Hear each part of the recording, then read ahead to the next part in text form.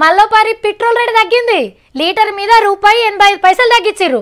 అవుగాని నేను చెప్పుడు యాద మర్చిన ఇదివరకు సంది బంగారం లెక్క ఏ రోజుకి ఆ రోజే పెట్రోల్ రేట్లు మారుతుంటాయి. ఇవాళ పెరగచ్చు, రేపు దిగచ్చు. అట్లని మేము రోజు రేట్ల గురించి అయితే చెప్పాం. అయితే 100కు లీటర్ అయినప్పుడు చెప్తాం, లేదంటే 50కి దిగినప్పుడు చెప్తాం. ఇక కడమ వార్తలు చూసే ముందుగా హెడ్లైన్స్ ఇద్దాం.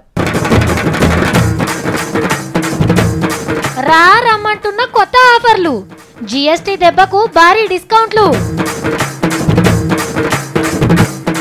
Interesting investigation. అయితే పట్నంకి వెళ్ళొస్తున్నారు చుట్టాలని చెప్పేసి ఎస్ఐ స్పెషల్గా కానిస్టేబుల్కు చెప్పి కిలో కోడి చికెన్ తెప్పించి కమ్మ వండిపించిందంట. కమ్మ కావడంతో కిలో కోడి చికెన్ ఎవరికి సరిపోక కొట్లాట అయినట్టు ఆడ బొక్కలు చూస్తే నాకు ఎరకైంది సాపిత్రక్క. రావాలమ్మా రావాలి, సూపర్ ఆఫర్లు, బంపర్ డిస్కౌంట్లు. ఒకటి కొంటే ఇంకొకటి ఫ్రీ ఫ్రీ ఫ్రీ. టీవీ కొంటే సెల్ ఫోన్ ఫ్రీ, కారు కొంటే ఏడాదికి సరిపోని పెట్రోల్ ఫ్రీ, బైక్ కొంటే తాళం చేయి ఫ్రీ, హెల్మెట్ ఫ్రీ, ఫ్రిడ్జ్ కొంటే కూలర్ ఫ్రీ. ఏది కొన్నా ఏదో ఒకటి ఫ్రీ ఫ్రీ ఫ్రీ. ఇగో పండగలకు పబ్బాలకు గిట్లా ఆఫర్లు ఉంటాయి కదా, సేమ్ ఇప్పుడు అట్లనే ఆఫర్లు నడుస్తున్నాయి. అవునా, మరి ఇప్పుడు ఏం పండగలు లేవు కదా అని ఆలోచన చేస్తుండ్రా? ఇవి జిఎస్టీ ఆఫర్లమ్మా. గాలొచ్చినప్పుడే తూర్పాల పట్టాలే అంటారు, కానీ ఆ గాలిని గుంజికచ్చి మరి తూర్పాల పడుతుర్రు మనోళ్ళు. ఒక వస్తువు ఒక పన్ను జిఎస్టీ అని కొత్త చట్టం తెస్తురు కదా సెంటర్ వాళ్ళు. వచ్చే నెల 1వ తారీఖు సంది అమల్లోకి వస్తుంది. గప్పుడు కొన్ని వస్తువుల మీద ట్యాక్స్ ఎక్కువ పడుతుంది, కొన్నిటి మీద తక్కువ అవుతుంది. ఇకప్పుడు బేరాలు ఎట్లుంటాయో తెలియదు. అందుకే షాపులున్న వస్తువుల మీద ఆఫర్లు, డిస్కౌంట్లు పెట్టిర్రు జోరుగా. ఏ పెద్ద దుకాణం ముంగట చూసినా రా రా అని పిలుస్తున్నాయి ఆఫర్లు. మోడల్ని బట్టి 25,000 నుంచి 2 లక్షల దాకా డిస్కౌంట్లు ఇస్తున్నారు కార్ల మీద. మోటార్ సైకిల్ కొంటే నెత్తికి చిప్పియమంటేనే గులుక్కుందరు, కానీ ఇప్పుడు 4-5 వేలు తక్కువకే అమ్ముతున్నారు. టీవీలు, ఫ్రిడ్జులు, ఏసీలు, బోసీల మీద బొచ్చే డిస్కౌంట్లు పెట్టిర్రు. ఇలువగల్ల బట్టలను మామూలు రేట్లకే దొడిగే భాగ్యం కల్పిస్తుర్రు. బూట్ల రేట్లు బుడ్డగైనాయి, వాచీల రేట్లు ఆగినాయి, ఈ స్మార్ట్ ఫోన్లు అగ్గువైనాయి. బేరమాడితే ఇంకింత తక్కువ గుడి ఇయ్యొచ్చురు. ఆఫర్లతోని ఆశలు ఉట్టియాలే, మాలోడ కొట్టుకోవాలి. ఇదే మనోళ్ళ ఉపాయం. పోతే దొరకదని ఆఫర్ల ఆశ కురుకుడు మంచిగానే ఉన్నది, కానీ పుసుక్కున ఫస్ట్ సంది ఇంకింత తక్కువైతే అయ్యో అని ఎత్తికి చేతులు పెడతారేమో సుమా. మరి అంతే కదా, ఏడనైనా అధికార పార్టీ అంటే ఆఫీసర్ల గడలే. ఏం జరిగినా చూసి చూడనట్టే పోతారు. పోలీస్ స్టేషన్ పోతే పవర్లున్నోళ్ళ మీద కేసు రాస్తేందుకు వెనక ముందవుతారు. లీడర్ ఫోన్ చేసి ఆ కాగితం మీద సంతకం పెట్టద్దు అని చెప్తే పచ్చపెన్నుకు భద్రంగా మూత పెట్టి జేబులో దాచుకుంటారు. మావాడు వస్తుండయ్యా, ఆయన పనేదో ఉందట చూడు అని అంటే మర్యాదలు చేసి మరీ పంపిస్తారు. అది భయమే అనుకోవచ్చు, లేదంటే అవసరం కూడా అనుకోవచ్చు. కానీ ఢిల్లీలో ఏం జరిగిందో తెలిస్తే మీరు పరేషాన్ అవుతారు. చీపురు పార్టీలా ఇంకో చిత్రం జరిగిందుల్లా. సర్కార్ బంగ్లాల పార్టీ ఆఫీసును నడుపుతుండు కేజ్రీవాల్ సారు. మరి దానికి పావులో పరకో కిరాయి కట్టాలి కదా, కానీ మనోళ్ళు ఏకానా కిరాయి ఇయ్యలేదట ఇప్పటిదాకా. ఆఫీసర్లకు కోపం వచ్చి పార్టీ ఆఫీస్ కు నోటీసులు పంపిండ్రు 27 లక్షలు కట్టమని, లేకుంటే లోపటున్న చీపురు గట్టలు, గాంధీ టోపీలు బజాట్ల పడేస్తామని వార్నింగ్ ఇచ్చిండ్రు. బంగ్లాకు కిరాయి కట్టుమని ఇదివరకే సీఎం సార్ కు కూడా నోటీసులు పంపినా లాపర్వా చేసిండట. చిత్రంగా అనిపిస్తలేదు ముచ్చట. ఢిల్లీకి ముఖ్యమంత్రే సారు పార్టీ ఆఫీస్కే సర్కార్కి వెళ్ళి నోటీసులు అంటే సీఎం సార్కే నోటీసులు పంపినట్టు లెక్క. పవర్లున్న పార్టీకి నోటీసులు పంపేంత ధైర్యం సర్కార్ ఆఫీసర్లకు ఉంటదంటారా? చూస్తుంటే మా ఆఫీసర్లు మాకే నోటీసులు పంపేంత గొప్ప పాలన చేస్తున్నామని చెప్పుకుంటందుకు ఇట్లా చెప్పియొచ్చునా?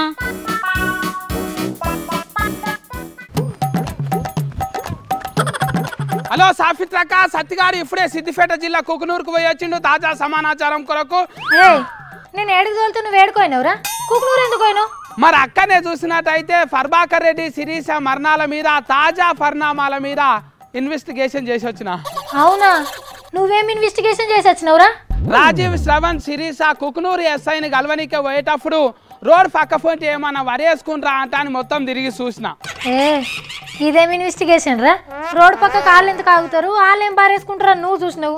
వీళ్ళందరూ కూడా కార్లో పోతున్నప్పుడు కుక్క అడ్డం వచ్చిందంట. కుక్క అడ్డం రాగానే బిరేక్ కొట్టంగానే వాళ్ళకు దూఫ్ అయింది.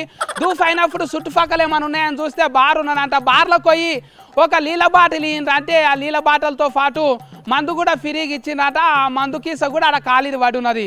ఆ తర్వాత ఎస్ఐని కలవనికి పోయిండ్రు. మరి ఆడ ఏం జరిగింది? జరంతా గడిబిడైందట కదా, నిజమేనారా? అయితే పట్నంకి వెళ్ళొస్తున్నారు చుట్టాలని చెప్పేసి ఎస్ఐ స్పెషల్గా కానిస్టేబుల్కు చెప్పి కిలో కోడి చికెన్ తెప్పించి కమ్మ వండిపించిందంట. కమ్మ కావడంతో కిలో కోడి చికెన్ ఎవరికి సరిపోక కొట్లాట అయినట్టు ఆడ బొక్కలు చూస్తే నాకు ఎరకైంది సాఫిత్రక్క. ఏహే, కోడికూర బొక్కల కోసం కాదట్రా, ఎస్ఐ ఇంట్లో లొల్లైందట కదా, నిజమేనా? అయితే ఆ సమయంలో ఇద్దరు దోస్తులకు సిగరెట్ దూఫ్ అయింది. ఆనలో దడుచుకుంటా సిగరెట్ తాగనిక బయటకు వచ్చిండ్రు. ఆ సమయంలో ఇద్దరే ఉన్నారు, ఎస్ఐ శిరీష చాలా సేఫ్ ఉన్నట్టు మనకు తెలిసింది. ఏ ఆ నెల సిగరెట్ తాగిండ్రు అనేది కాదు ముచ్చట, ఎస్ఐ ఇంట్లోకించి అరుపులు వినిపిస్తున్నాయట, నిజమేనా అది? అయితే అదే సమయంలో శిరీషకు జిల్లా పురుగు కార్కోచ్ కనిపించటంతో గట్టిగా ఒలిరినట్టు పక్కింటోళ్ళ సమాచారం ఉన్నది. పురుగు కనిపిస్తా గంత గట్టి కొడతారా? ఏమో నాకేదో డౌట్ కొడుతుంది కానీ పక్కింటోళ్ళు ఆ అరుపులు విన్నారట్నా? అదే టైంలో జోరుగా ఆనవాడుకు మళ్ళీ ఇంకొక దిక్కు జనమందరు కూడా టీవీ సీరియల్ చూసుకోంలా అది టీవీల సఫడా మనుషుల సఫడా కూడా ఎరకవట్టలేని పరిస్థితి సమాచారం. మరి పట్నంలో శిరీష్ ఇంటికాడ ఏమన్నా ఇన్వెస్టిగేషన్ చేసినవారా నువ్వు? అయితే శిరీష్ అపాయింట్మెంట్ మెట్లెక్కి ఇంట్లోకి పోయిందా లేకుంటే గోడ మీదకి ఎక్కి కిటికీలకి వెళ్ళి ఇంట్లోకి దుంకిందా అనేది ఫరిష్కి బట్టి చూసినాక. ఆపు నువ్వు నీ రిపోర్టింగ్. ముఖానికి పౌడర్ వేసుకుంది, గోర్ల పెంట పెట్టుకుందని ఇవన్నీ చెప్పేటట్టున్నావు కదా, అసలు ముచ్చట చెప్పు. అయితే ఆ తర్వాత జూబ్లీ హిల్స్ బంజల్ రైల్స్ పోలీస్ స్టేషన్ల చుట్టూ 4-5 చుట్లు తిరిగే వరకు నాకు చాలా దూఫ్ అయింది. చెంపే నీళ్ళు తాగిన. పట్నం పోలీసు వాళ్ళకి ఏం తెలుస్తుందిరా? కుకునూరు 100 కిలోమీటర్ల దూరం ఉంది, ఆదినికేం సంబంధం వాళ్ళకు? ఎందుకు పట్నంలోకి వెళ్ళి 100 కిలోమీటర్ల దూరం ఎస్ఐ దానికి పంచాయత్ మనం పోయినప్పుడు ఇక్కడ వాళ్ళకి ఎందుకు తెలియదు? తెలుస్తుంది, సంబంధం ఉంటుంది. కాసతి పోలీసుల దగ్గర నీకేం దొరుకుతుందని పోయినవురా? చచ్చిపోయింది పోలీస్ కాబట్టి. అయితే ఇన్వెస్టిగేషన్లా ఎటువంటి మేల్కలు వంకలు అనుసరించిండ్రు అనే విషయం తెలుసుకున్నాక. ఏందో ఏమో పో. సరేగాని సత్తి, శిరీష ఎస్ఐ ప్రభాకర్ రెడ్డి సార్ ఎట్లా చచ్చిపోయినరట, జర అదన్నా చెప్పురా. ఆ తర్వాత జరిగిన పరిణామాల వల్ల ఇద్దరు చచ్చిపోయింది. అదే ఎందుకు చచ్చిపోయినరు, ఏందా పరిణామాలు అది చెప్పు. గరే గరా అర్ధమనాత్రి పరిణామాలే దానికి కారణం. ఇంకెక్కువ సమాచారం కావాలంటే సిపి మహేందర్ రెడ్డి సార్ మైకులో చెప్తాడు, ఈయన నువ్వు. నీ బొందా, ఇదో రిపోర్టింగ్ ఆరా ఇన్వెస్టిగేషన్ అట్ట గిదేనా? ఇదంతా నీకు ఎవరు చెప్పమని చెప్పారు? ఫేస్బుక్ వాట్సాప్లలో ఇప్పుడు సిరీస్ ఎట్లా చచ్చిపోయింది అన్నదే ట్రెండ్ నడుస్తున్నది. అది కాదు సత్తి, నీకేం చెప్పినా ఆనలు పడుతున్నాయి కదా, ఎప్పుడు ఇత్తనాలు వేసుకోవాలా అవన్నీ తెలుసుకొని రమ్మన్నా కదా, మరి నువ్వేం చేస్తున్నావురా? ఇదే సమాచారం. ఇది తెలుసుకుంటేనే పెద్ద ఇలేకరి, తెలుసుకోకుంటే ఇలేకరే కాదు. అందుకోసానికే తెలుసుకొని జనాలందరికీ చెప్పేసిన. జనాలకు కూడా ఇదే రిపోర్టింగ్ ఇస్తాం. ఏంటి ఇలేకర్ అంటే జనంకి ఏది ఇష్టమో అది చూపెడతామా? నీ ముఖం ఏది అవసరమో అది చూపెడతాం, అది తెలుసుకో ముందుగల నువ్వు. అబ్బా అది ఎట్లయింది ఇది ఎట్లయింది అంటా. నువ్వు ఎట్లా అడుగుతున్నావో జనం అందరు కూడా గట్టనే అడుగుతున్నారు. చెవులు ఒకరించుకొని వింటున్నారు, అవే చూస్తున్నారు టీవీలలో. సరే సరే పోను, ఆనలు ఎప్పుడు వస్తాయట, అవి ఎప్పుడు వస్తాయో చెప్తే ఇత్తనాలు వేసుకోవాలి, పంట ఏం వేయాలి, పెట్టుబడి ఇట్లా పెట్టుకోవాలి అని ఆలోచన చేస్తారు కదా. నిన్న మొన్నటి సంది మనం ఆనార్తలు వేసినాము, గవి ఎవరన్నా అడుగుతున్నారా అక్క? శిరీష చచ్చిపోగానే సత్తి శిరీష్ ఎట్లా చచ్చిపోయింది? ప్రభాకర్ రెడ్డి ఆయనే చచ్చిపోయిందా, ఎవరన్నా చంపిర్రా అంటాను అడగవచ్చే. జనానికి గివ్వే ఇస్తాం అక్క. అయినా ఇలేకర్ అంటే రిపోర్టింగ్ చేయాలి కానీ నువ్వేంద్రా పోలీసు వాళ్ళ లెక్క ఇన్వెస్టిగేషన్ చేస్తున్నావు? ఇదే తాజా ఇలేకర్ రిపోర్టింగ్. ఇది చూసే పోలీసు వాళ్ళు ఇన్వెస్టిగేషన్ ఎట్లా చేయాలంట అని తెలుసుకుంటారు. అబ్బా సాల్తీ చెప్పినావు కానీ వచ్చి. ఇదైతే ముఖ్యమైన ముచ్చట్నే. చదువైపోయిన వాళ్ళను మరి నెక్స్ట్ ఏంటి అని అసలే అడగకుర్రి, సర్రున బీపీ పెరగచ్చాలకు. ఈ నడుమ చాలా మందికి ఇట్లనే అవుతుందట. ఎందుకంటే ఇవాళ రేపు కొలువులు దొరకడం అంత ఈజీ కాదు. మరి ఇంటర్వ్యూల చుట్టూ తిరిగి తిరిగి తిరిగి ఇంట్లో కూర్చున్న వాళ్ళు ఉన్నారు. ఇక మనకు కొలువు రాదు అని ఏదైనా బిజినెస్ చేసుకునేటోళ్ళు ఉన్నారు. ఇంకా ఆశతోనే ఆఫీస్లో పూట తిరిగేటోళ్ళు కూడా ఉన్నారు. ఇంకా ఆశ ఉన్నోళ్ళు ఇగో ఈ సుంటోళ్ళని నమ్ముతున్నారు. పాపం ఇంకేం తోవ దొరకక హీరో లెక్కనే ఉన్నల్లే. ఎంత అందంగా ఉన్నాడో బుద్ధి అంత మందం. కొలువులు ఇప్పిస్తా అని 1.5 కోటి ముంచిండు. మరి పేరు వంశీ, మన పట్నపోడే. అల్కగా పైకం సంపాదిస్తందుకు అల్కట్ ఐడియా చేసిండు. ఒక అమ్మాయి మనోనికి దోస్తు, ఆమెతోని ఫేస్బుక్లో కమ్మ తెరిపించిండు. అమ్మాయి హాయ్ అంటే ఒళ్ళు మర్చిపోతారాయే. పెద్ద పెద్ద కంపెనీలల్లా పెద్ద సార్లు మాకు తెలుసు, మనం చెప్తే పని అయిపోయినట్టే. కాకుంటే జరంతా ఖర్చు అవుతుంది అని పబ్లిసిటీ చేయించిండు ఫేస్బుక్లా. మంచి కొలువుల కోసం దేవులాడుతున్నోళ్ళంతా లైకులు కామెంట్లు షేరింగ్లతోని మొత్తం చక్కర్లు కొట్టించిర్రు. జాబుకు ఆశపడ్డోళ్ళు ఆమె అకౌంట్ల తలా 2.5 లక్షలేస్తే అందరికి నున్నగా గుండ్లు కొట్టిండు. మరి కష్టపడి సంపాదించినోడు ఆఖరికి పైకం ఏం చేసిండో తెలుసునా? గుర్రాల పోటీలకు జరగబెట్టిండు. మోసపోయినోళ్ళు ఏడ్చుకుంటా పోలీసులకు చెప్తే వంశాన్ని పట్టుకుర్రు. గీ ముచ్చట తెలిసి ఫేస్బుక్ తో గిట్లా కూడా సంపాదించచ్చా అని దాని ఓనరే పరిశాన్ అవుతాడేమో. పనికోయే పిల్లలను చూస్తే పాపం అనిపిస్తుంది కదా. హోటళ్ళల్లో ఛాయ్ అందిస్తుంటారు, కంపెనీలల్లో పనిచేస్తుంటారు, బిల్డింగులు కట్టే కాడ ఇటుకలు మోస్తారు, రోడ్ల మీద బొమ్మలు అమ్ముతారు. ఏం చేస్తారు మరి? ఇంట్లో వెళ్ళక అమ్మ నాయనకి ఇంత ఆసరైదామని ఏదో ఒక పని చేస్తారు. వీళ్ళే కాదు, మనకు తెలియకుండా మన ఇళ్ళల్లో కూడా ఇద్దరిద్దరు బాల కార్మికులు ఉన్నారు. ఈ పనుల నుంచి వాళ్ళకి ఎప్పుడు విముక్తి కలుగుతుందో ఏమో. మొన్ననే చెప్పుకున్నాం బడి కార్మికుల గురించి. మొయ్యలేనంత బరువులు మోసి మోకాల చిప్పలు అరగొట్టుకుంటాన్రని, ఇట్లనే ఇడిచిపెడితే 10 ఏళ్లకే కట్టెబట్టుకొని నడిచేటట్టున్నారని. కేరళ రాష్ట్రంలో ఒక బడిలో మంచి ఐడియా చేసిండ్రు. బ్యాగుల కోసం సపరేట్ బస్సు పెట్టిండ్రు. పిల్లల కోసం ఒక బస్సు, బ్యాగుల కోసం ఒక బస్సు.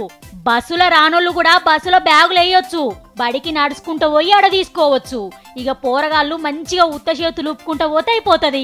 చదువుకునే పిల్లలను హమాలీలు చేయొద్దని మంచి ఉపాయం చేసిండ్రు కదా.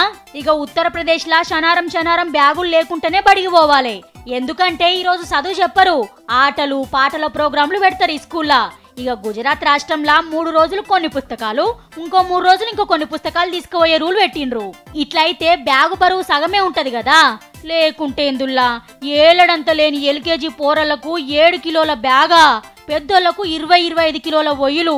పొద్దుగాల ఒక రౌండ్, పొద్దుమోకి ఒక రౌండ్ చదువులు నేర్పుతున్నారో లేకుంటే బాడీ బిల్డర్లను తయారు చేస్తున్నారో అర్థం కాదు. మన తాన కూడా బ్యాగుల బరువు తగ్గించే ఉపాయం ఏదైనా చేస్తే బాగుండు.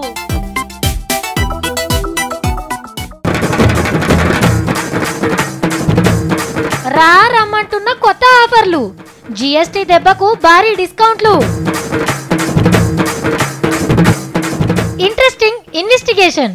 అయితే పట్నంకి వెళ్ళొస్తున్నారు చుట్టాలని చెప్పేసి ఎస్ఐ స్పెషల్ గా కానిస్టేబుల్ కు చెప్పి కిలో కోడి చికెన్ తెప్పించి కమ్మ వండిపించిందంట. కమ్మ కావడంతో కిలో కోడి చికెన్ ఎవరికి సరిపోక కొట్లాట అయినట్టు ఆడ బొక్కలు చూస్తే నాకు ఎరకైంది. సాపిత్రక్క అయిపోయినాయి మన ముచ్చట్లు. పోయేస్తా మరి. టడా.